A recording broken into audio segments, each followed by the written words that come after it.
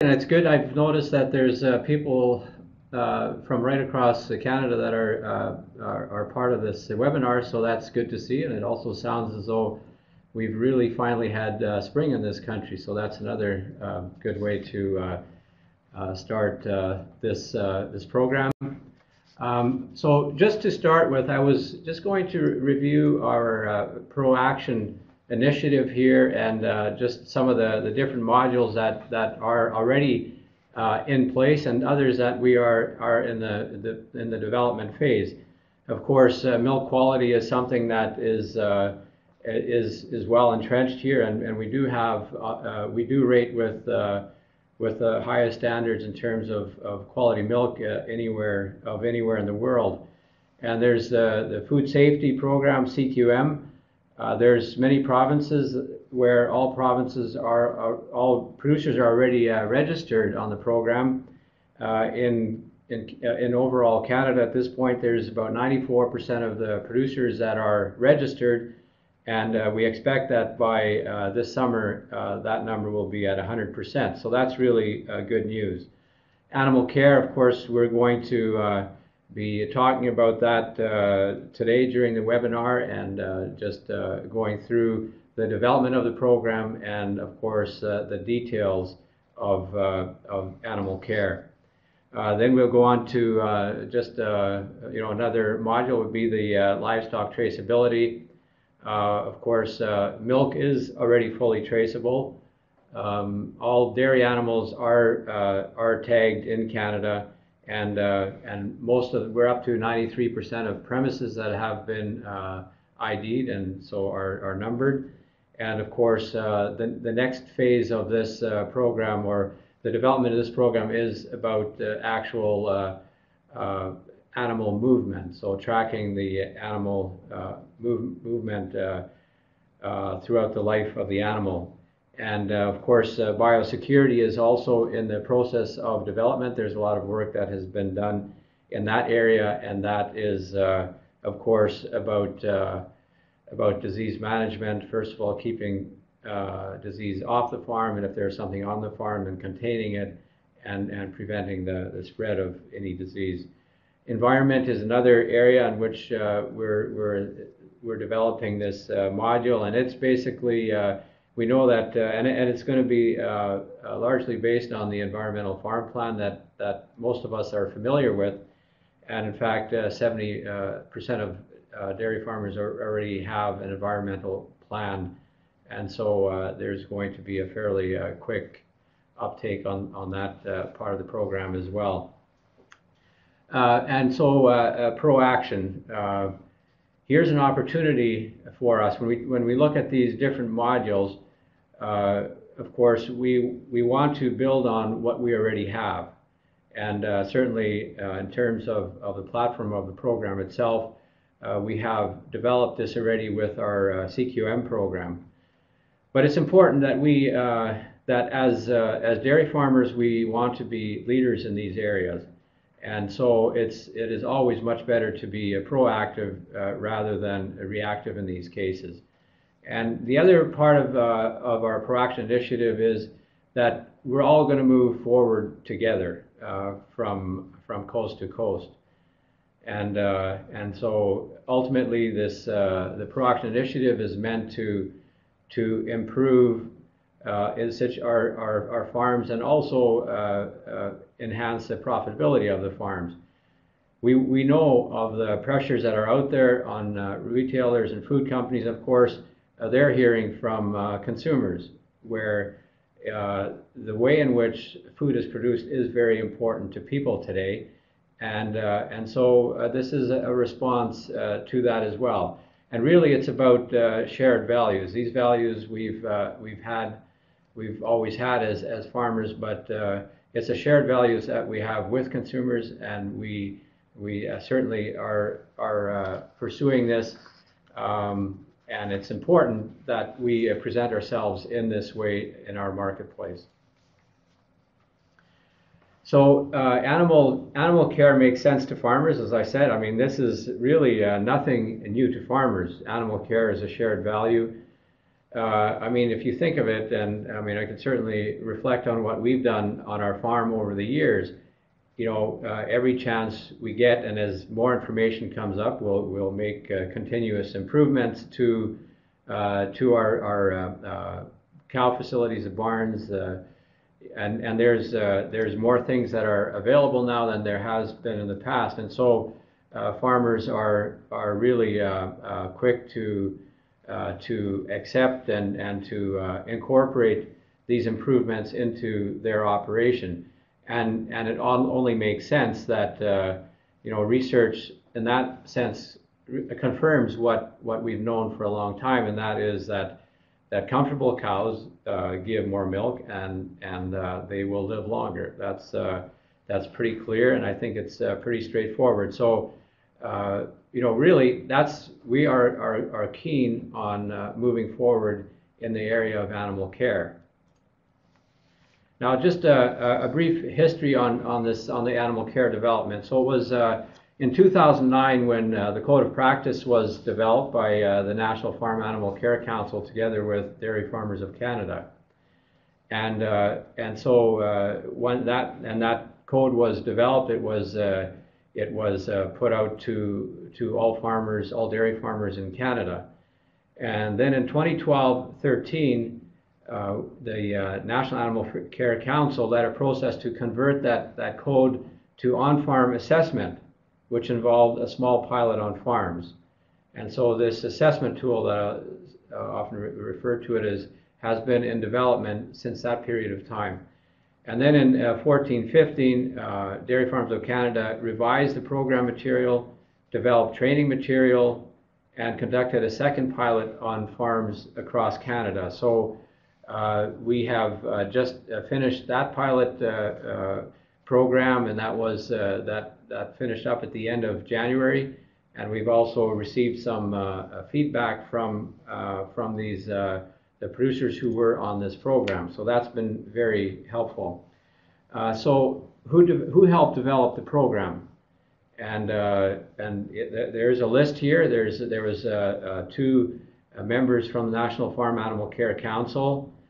There's 4 farmers on this committee, 3 farmer association staff, 2 provincial CQM coordinators.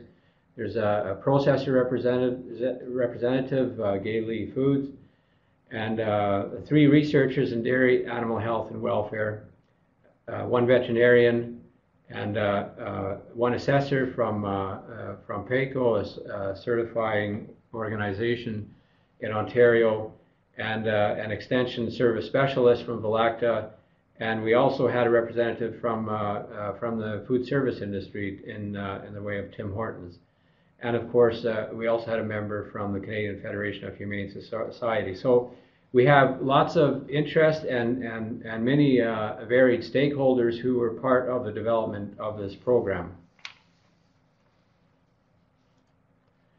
And here's just really this slide simply is a visual of the timeline that I just expressed, and so it basically shows how the development of this assessment module started off in 2011, and how it's come to where we are today, where we're coming close to.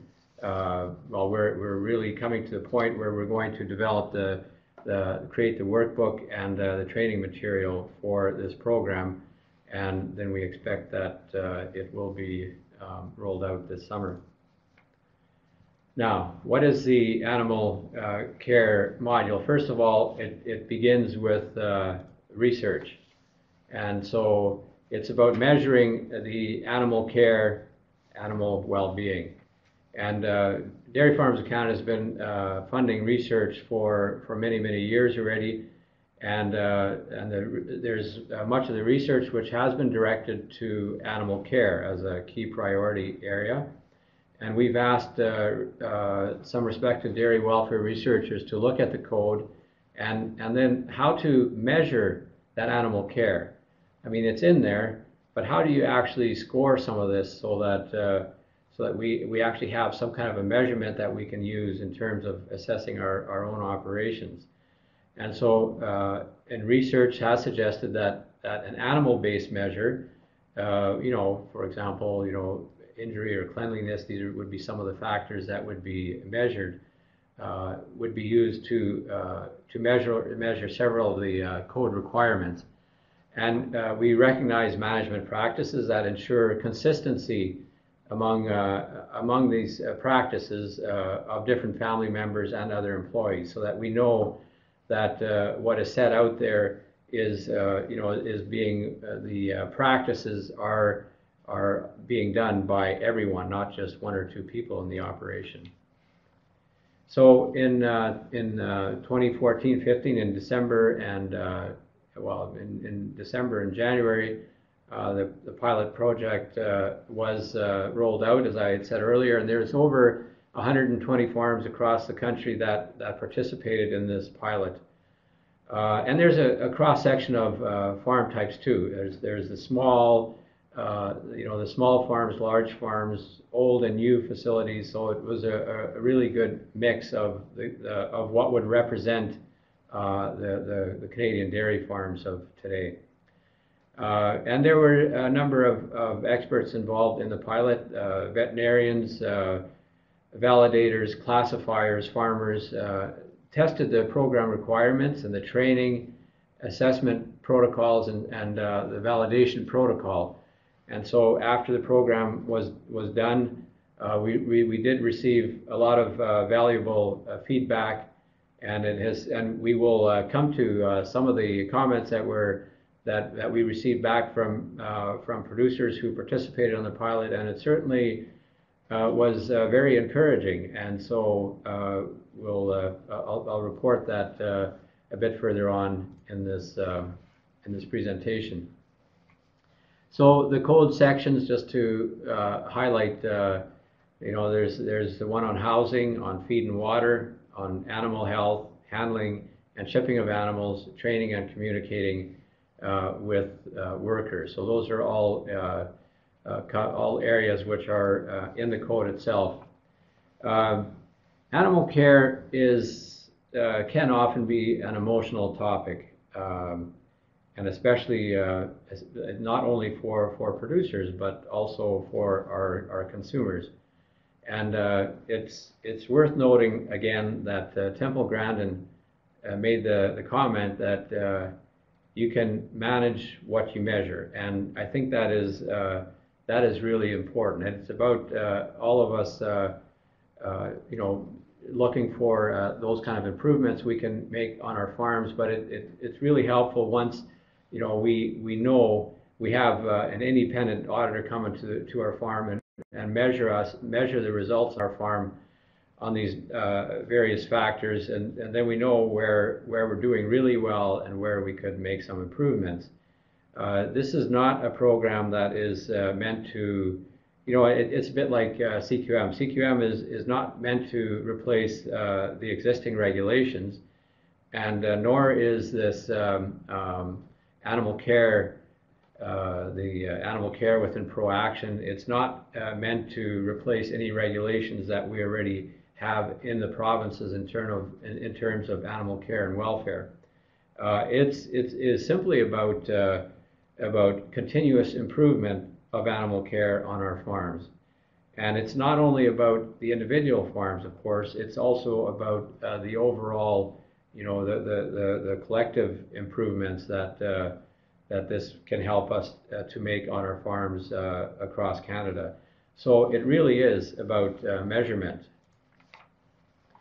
There's three types of measures in the code of practice. There's the animal-based measures, and that is it means observing animals to look for signs of comfort or problems, and these include things like body condition, and looking for the presence of injuries and watching for lameness and so on. Then there's the management measures, and that of course is about standard operating procedures. We know that cows are like routine, and they perform best under very routine conditions. So standard operating procedures help to ensure that cows are comfortable in their routine, no matter what they're up to, whether it's during milking or during feeding or when they're resting. This management measure includes making sure that everyone on the farm knows what to do when things do go wrong, when a vet needs to be called, when an animal needs to be put down, and who's responsible for these decisions. So it's very important that this is laid out very clearly for everybody who's working on the farm. And this is, of course, why the standard operating procedures are written down. And of course, farmers already work with many experts on the farm. We work with a number of different record-keeping tools, software to help management, and we work with classifiers, vets, and DHI reps, and so on. So in that sense, we already work with a very professional team in terms of animal care and measurement of care. And finally, the third one is the third type is a resource and input measures. So this is about observing the environment of the animal. Do animals have sufficient space to lie down for 12 hours a day? And how many animals can eat at the same time? So that talks about the stocking density and so on, and things like is bedding provided and is it adequate? So the animal-based measures are being done by a third party, and we've looked at. We have received a number of proposals from different parties who are interested in doing this work. There's certainly interest that's been expressed, for example, from veterinarians as well as from Wholesome Canada and some of the work or service that their classifiers would be able to provide. And ultimately, this is an ability to generate some data. And these are real, and the key here is that these are real measurements, and they're done in a very consistent manner by personnel that have received the training. So you certainly don't want inexperienced people coming onto the farm to be doing these measures, and it's and so I mean to have the third party come in to do the animal assessment is important. It is neutral, and it's useful for farmers. I mean it's about having a report card that tells farmers where exactly they're at and how they compare with other farms. And that's always very interesting to have that kind of information, because we can certainly look at areas where we might be able to improve, but it also confirms areas in which we're doing very well. So ultimately, this is meant to help us to be able to make any improvements that are required. And the pilot demonstrated that the majority of producers could meet the standards of the draft program. So that was actually very good to see. So it for the most part, any changes, were not really overly significant, and so that we were, that's very encouraging to see that. And so the objectives here will be to first make sure that those who need it get the help that in terms of making improvements, that help is available. And so we'll offer there's a slide later on where we can offer or indicate some of the resources that would be available for this. Improvements basically that will allow us to meet the targets of the program. For example, the Code of Practice has one target that is required, and that is that milking cows should not have a body condition score of less than 2. And if there's people who are not familiar with the body condition score, it basically means if there would be cows that would be under conditions on the thin side, or they'd be losing weight rapidly. Those are obviously that's an important part of this this program, and it's in the Code of Practice as well. So basically it's giving value for us as producers to help to first of all help us with continuous improvement, and these benchmarks are really valuable for understanding exactly where we're at. So that's then there's the questionnaire used in the pilot. So we're looking at housing, and again, when we look, you know, there are 8 questions that were related to housing of all animals, from young calves, heifers, cows, bulls, and you know, things like calves must be able to turn around and see other calves and have bedding, enough bedding to keep them clean and dry, obviously. And when housed in groups, calves must be able to all lie down at the same time. This is mostly very common sense for producers, so there's really no big surprises there. And in a free stall, the stocking density must be a maximum of you know, 1 to 2 animals per stall, and in deep bedding barns, a typical Holstein should have 11 square meters of space. On cleanliness, we already have the udder cleanliness is already part of the CQM program, and here we added the cleanliness of the legs and flanks of the cows.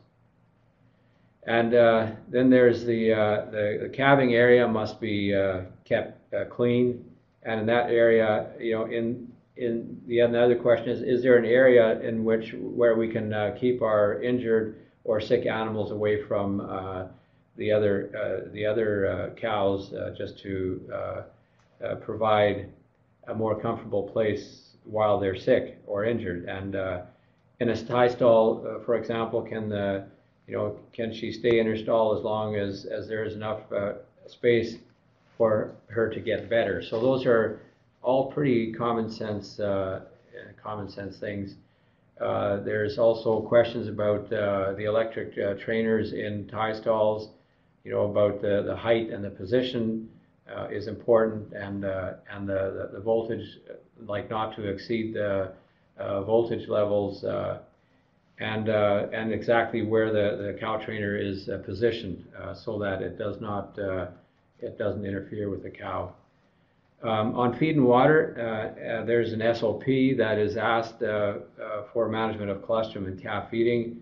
And among the mandatory practices, we see that calves need to receive at least 4 liters of colostrum in the first 12 hours, including a first meal within the first 6 hours of birth. And there's a need to give enough milk and to increase this amount when the temperature drops below minus 10 degrees Celsius. The heifer diet must be of good quality and in sufficient quantity. An animal, of course, must have access to clean water. So those are some of the things that are the questions here. So then we'll go on to the questionnaire for animal health. And in the area of animal health, there's a standard operating procedure to demonstrate the pain control measures that are used whether we're dehorning or castrating or removing extra teats and so on. Then there's a question about observing animals so that they're treated when they're sick and injured, and so this in some of these you'll see the asterisks, and there are 4 related to animal health practices, and this means that it is a minor or a major, and the SOP must be there. And also for euthanasia, animals that cannot be treated back to health or transported must be euthanized and promptly. And then there's methods which would be acceptable, including the free bullet, the captive bolt, or the injection by a veterinarian. But it's an SOP here, and it's important that it is followed as well. There's the observation of the animal-based measures next. Animals are observed to look for body condition. Animals are observed for body condition score, injuries to knees, neck, and hock, as well as lameness of the cows. When there are problems, corrective measures must be taken. For example, inspection of hooves and hoof trimming must be part of the management to minimize lameness. Tail docking is not permitted except if a veterinarian has signed that there were medical reasons for doing it. And of course, in those instances, if where branding is used, pain control measures must be used there as well. Although that practice is not very common in dairy cattle.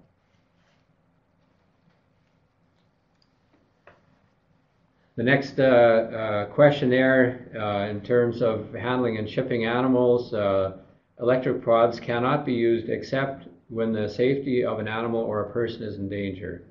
And the SOP for animal transportation, the non-ambulatory animals, those who are sick or too weak, cannot be transported except to be treated. So that's we cannot be moving animals to simply move them to another location or move them for sale or anything like that if they're not ambulatory. Calves must have eaten before transport, and the other thing is that all the family members and employees need to be trained on animal, on how to handle animals in a quiet way, and a corrective action plan is asked in the cases where there are downer animals, so that we can prevent that from happening in the future. Here's just some of the feedback that we got from producers. For example, it is an additional task, but it is easy to do. It is achievable and necessary to prove that my animals are well treated. I like that we can show animals are well taken care of and that we are here for them, even if our barn is not the most modern. And that's a good point. This is not one should never assume that it takes a modern barn to provide adequate animal comfort. There's certainly there's things that can be done in our existing facilities and have been done. In general, the program makes sense. Most of us, for most of us, is what we already did. That meets the requirements. So, and of course, I mean, we've known that for a long time. That these are the kind of things that are that just make sense. Why wouldn't you have a facility, old or new, and make it as comfortable as possible for the cows? Another comment is it's simple, fast, and a way to showcase what is already done on our farms in Quebec. And so it's good to see the very positive kind of comments that we've received. I like that covered all the animals from young calves to the milking cows. So here we have something that does cover all the animals on the farm, not just the cows or not just one group within the farm.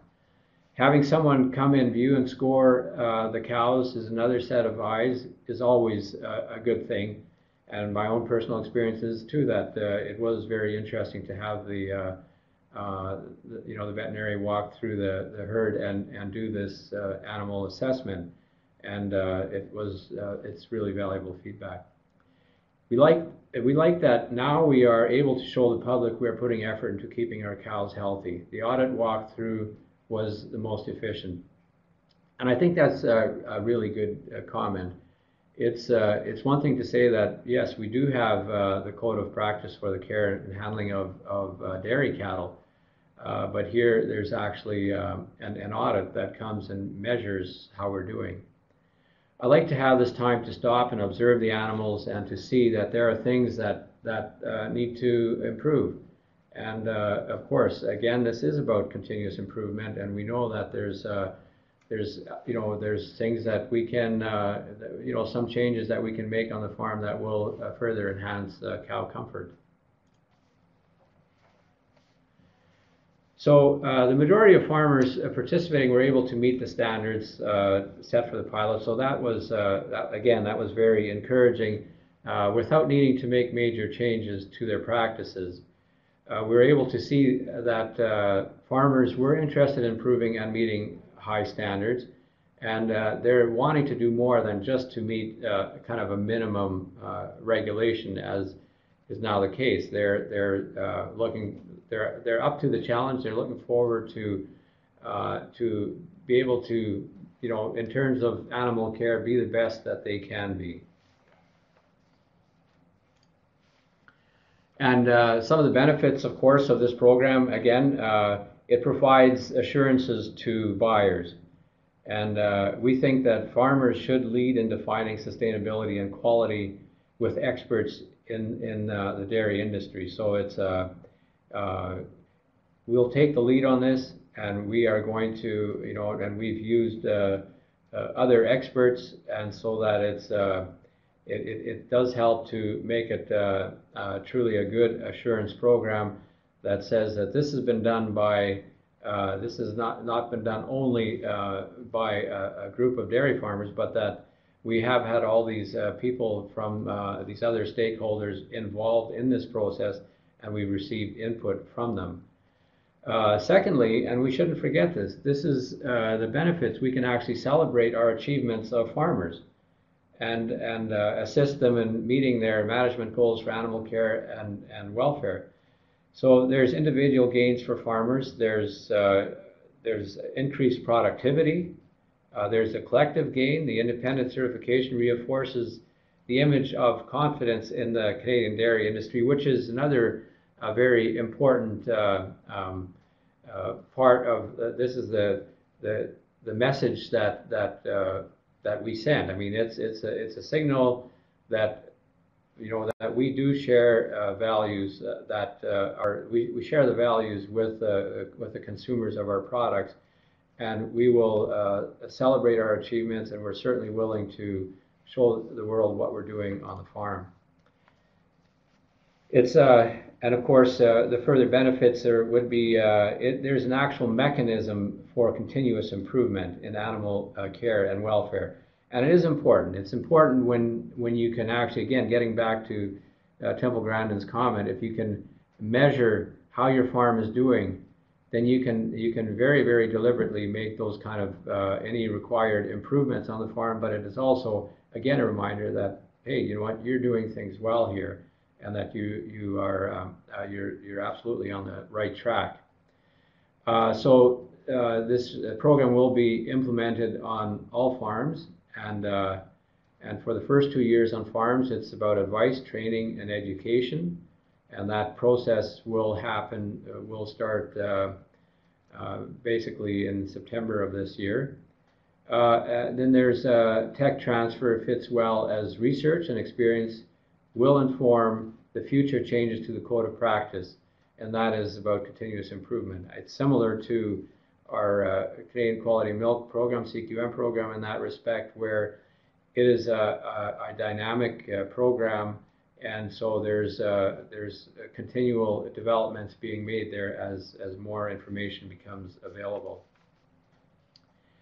In having presented this, I'd also like to give a special thank you to Velacta, to Holstein Canada, and the Canadian Association of Bovine Veterinarians. They have been very generous and in their participation, and it has been very important for us. And our pilot project and their ongoing commitment to our industry and to proAction is gratefully received by us. I would also like to acknowledge that Agri-Food Canada and through Growing Forward 2 funding has come through too with funding to help us in the development of some of our modules within the proAction initiative. So that's all been very helpful for us. Now there's a process for 2015 and beyond. So this in June, there's going to be a proposal that goes to the DFC board for approval, and then at our Dairy Farmers of Canada annual meeting in July, the delegates will review the proposal on the animal care assessment, and so we will get the final improvements there. We're right now in the process, since the pilot project has been completed, there's been some discussions with the Animal Care Technical Committee, where they're reviewing all the results and making any tweaks to the program that come out of having done the pilot project. and then that is what will be presented to the board and then to the delegates in July. We will continue to seek client support and overall as an industry, but also to provide valuable feedback for each individual farm to allow them to know how they perform and improve if necessary. Next, evaluation and validation can also serve to measure improvements that are being made, and of course we can never forget to celebrate these things. So the implementation on farms will begin in September, and so it'll be part of the CQM validation process.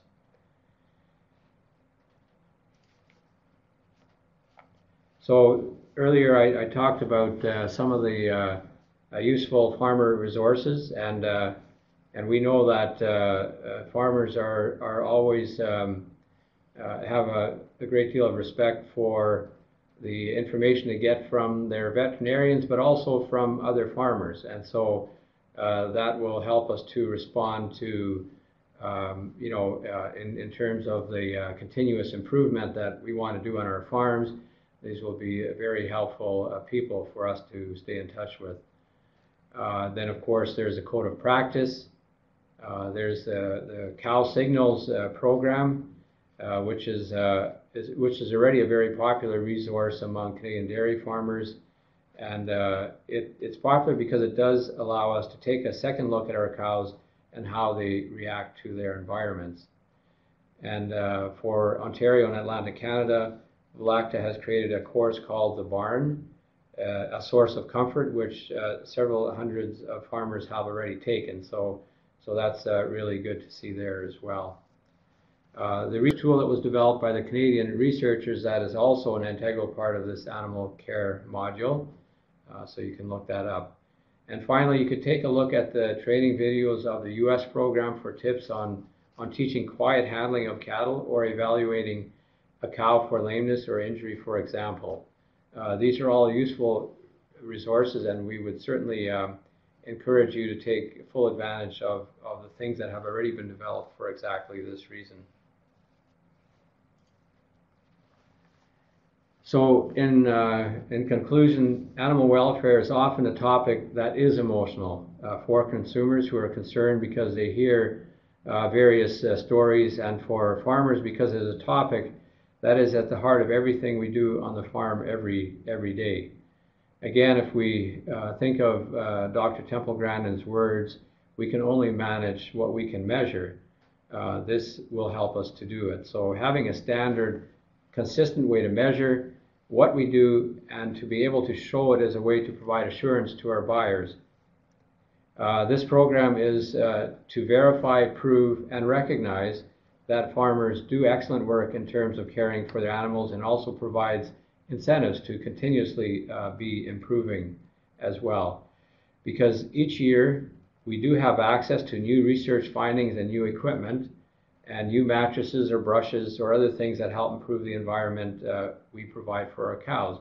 And so that gives us an opportunity to upgrade our barns for animal comfort as well. The program will tell us how, as individuals, we are improving, as well as how we're doing as an overall farm population in Canada. And of course, just to be reminded again, this program is not about replacing the laws and regulations that already exist. It's about continuous improvement. It's about going beyond what is out there already. So this is, and of course, the other thing is, this is not about dictating to farmers what kind of barns or stalls they should have. Again, it's about the farmer having gone through the assessment and can review the results of the assessment and make the kind of improvements that are appropriate for that farm. And of course, it's it's not about a strategy to put in place to improve animal well-being by having someone else dictate what happens on the farm.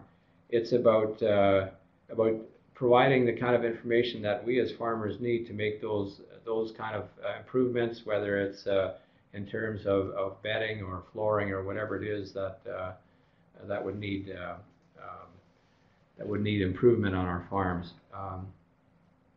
It's also very good to know that the majority of farmers on the pilot could comply with these practices, and so without having to make any significant changes. So again, it is a testament to the work and the changes that are already being on farms to address animal care and comfort, and it's a clear indication that we are absolutely on top of it in terms of animal care, and that this is a tool that we can embrace to make further improvements on the farm. So that brings us to the end of our presentation this morning, and hopefully there's something that we could all take from this, and certainly be willing to respond to any questions that we might have.